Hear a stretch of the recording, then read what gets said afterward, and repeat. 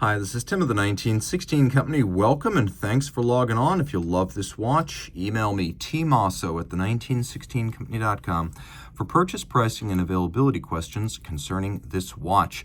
Today we're discussing a spectacular Parmigiani Toric Retrograde Perpetual calendar. From Parmigiani Fleurier, this watch has a remarkable combination of feature density and grace.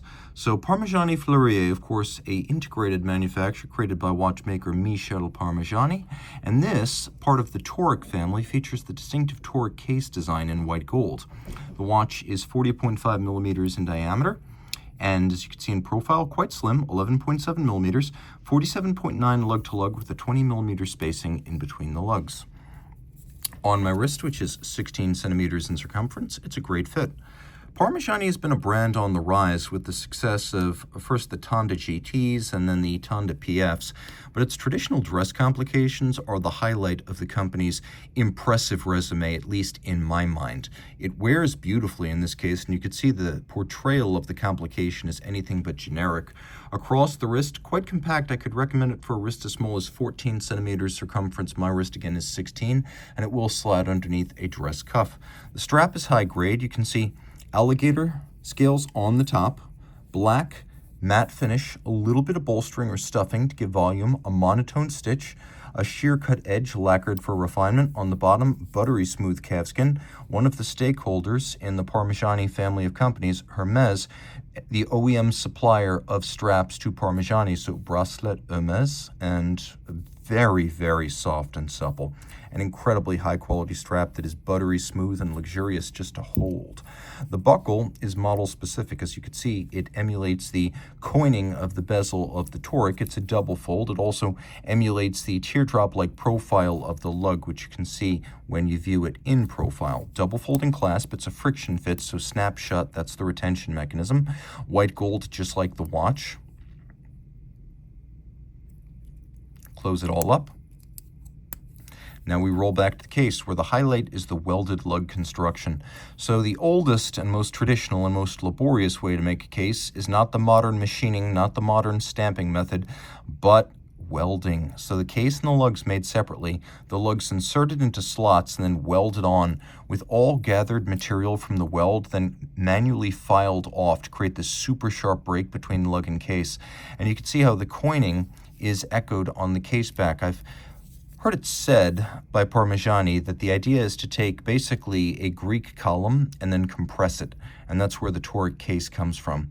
You can also see that Parmigiani did an extraordinary job of integrating the calendar correctors rather than the conventional dimple that you get on most complex calendar watches with such adjusters. You can see how these are almost completely flush, and from even a slight distance they become very difficult to pick out.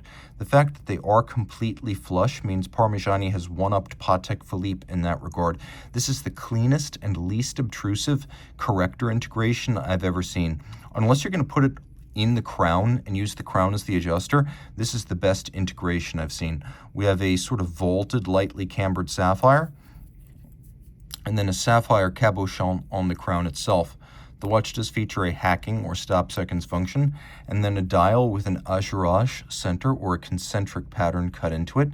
We also have an unusual portrayal of the perpetual calendar. So we have the date, we have the day, we have the leap year, we have the month. Then you can see age as well as phase of the moon at the base. And then we have this lovely brushed scale outboard that forms a chapter ring and extends to the scale for the retrograding date. So the date will retrograde rapidly back when we reach the end of the month. Lovely modified spade hands for the hours and the minutes.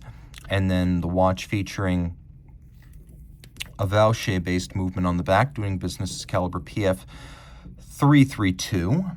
And it is a great looking movement. Twin barrels, automatic winding with ceramic bearings for high efficiency, 50-hour power reserve, 4 Hz beat rate, 32 pivot stop seconds, perpetual calendar, a moon phase, 5-position adjustment, which is the high horology and chronometer standard, twin barrels for a nice flat torque curve for isochronous operation, a beautifully engine-turned and multiply finished rotor that has a couple of different finishing techniques on it, lovely stripes across the bridges, mirrored beveling on the edges of the bridges, polished screw heads. You can see a unique wave engine turning on the rotor, sunburst or solarization over the ball bearing.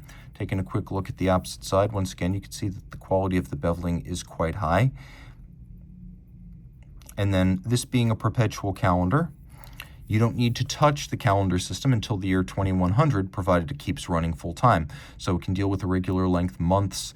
It can deal with leap years, not a problem. And the moon phase has an endurance of 122 years in between settings.